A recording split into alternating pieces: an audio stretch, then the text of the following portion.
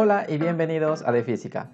Hoy vamos a resolver un problema sobre vectores. El problema nos dice que si el ángulo θ es de 30 grados y el módulo de t es 6 kN, determinemos la magnitud de la fuerza resultante que actúa sobre el cáncamo y su dirección medida en el sentido contrario a las manecillas del reloj desde el eje X positivo, considerando que el módulo de F es 8 kN.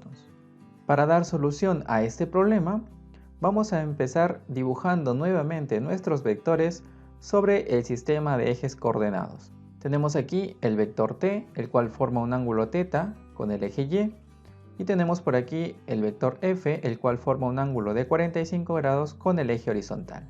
Para determinar la fuerza resultante o el vector resultante, vamos a utilizar la descomposición vectorial. Si deseas revisar cómo se realiza esta descomposición paso a paso, te dejo un video aquí en la tarjeta al lado derecho. Entonces empezaremos con el vector t. Graficamos nuevamente este vector y tendrá sus componentes en el eje x, t sub x, y su componente en el eje y, la cual denotamos por t sub y.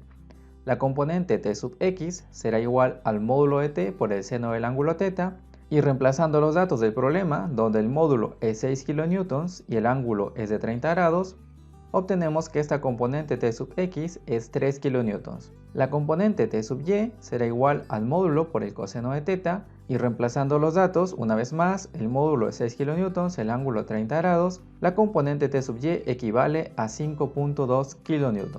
Ahora ya puedo expresar el vector t a través de sus componentes rectangulares, t sub x por el vector unitario y, más t sub y por el vector unitario j. Reemplazando los valores obtenidos, tendría que el vector t es 3 kN por i más 5.2 kN por j. Realizaremos el mismo procedimiento para el vector f.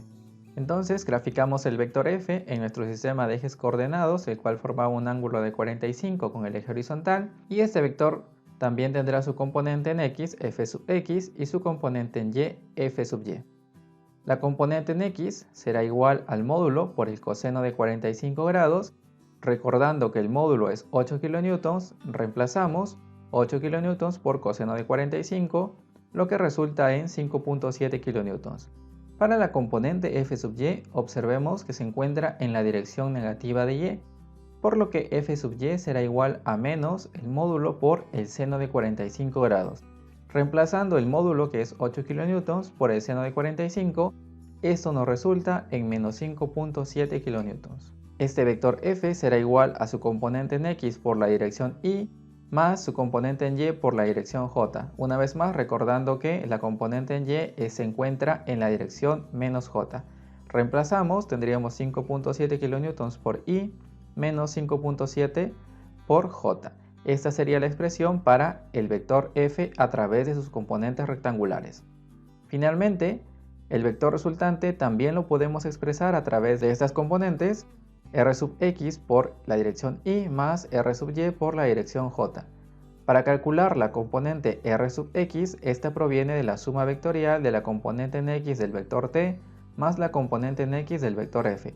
Reemplazando, la componente en x del vector t era 3 kN y la componente en x del vector f, acabamos de calcularla, es 5.7. Realizamos la suma y la componente en x del vector resultante es 8.7 kN. De forma similar, para la componente r sub y, proviene de la suma t sub y más f sub y. Reemplazamos los datos, t sub y 5.2 y f sub y acabamos de determinar que corresponde a menos 5.7 kN, resultando que la componente en y de r es menos 0.5 kN.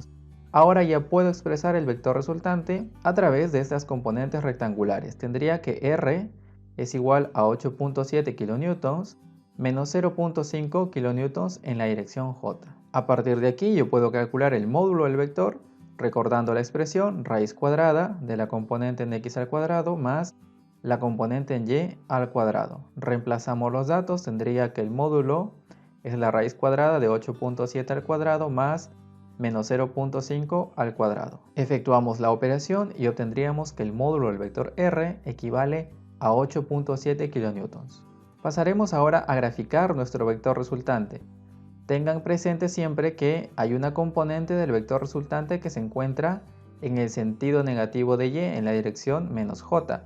Entonces, cuando grafiquemos aquí el vector r, se encontrará aproximadamente en esta zona, formando un ángulo alfa con el eje x. Para determinar el ángulo alfa, vamos a dibujar sus componentes rectangulares. Por aquí tendría la componente r sub y, como indicábamos en el sentido negativo de y r sub x. Nosotros podemos trasladar esta componente r sub y como pueden ver, hemos formado aquí un triángulo rectángulo. Recordando la expresión para el vector resultante, que es igual a 8.7 kN por i menos 0.5 por j, observamos que en el triángulo rectángulo puedo utilizar las funciones trigonométricas. Por ejemplo, la tangente del ángulo alfa se representa como cateto opuesto entre cateto adyacente. Tangente de alfa será igual a r sub y entre r sub x. Si despejamos alfa, alfa será igual al arco cuya tangente es r sub y entre r sub x. Reemplazando los datos, tendríamos alfa igual al arco tangente de 0.5 entre 8.7. Aquí las unidades se simplificarían, por lo que alfa es igual a 3.3 grados. Entonces la gráfica del vector resultante sería de esta forma. El vector se encuentra en esta zona y forma un ángulo de 3.3 grados con el eje horizontal. Sin embargo, el problema nos pide medir el ángulo en sentido contrario a las manecillas del reloj, medido desde el eje x positivo. Es decir, nos pide determinar este ángulo que nosotros hemos denotado como beta. Beta será igual, en este caso una vuelta completa equivalen a 360 grados menos los 3.3 que teníamos indicados, de donde beta será igual a 356.7 grados, el cual corresponde al ángulo que nos pide determinar el problema. Espero que este video haya sido de utilidad. No olvides regalarnos un me gusta, suscríbete al canal y nos vemos en el próximo video.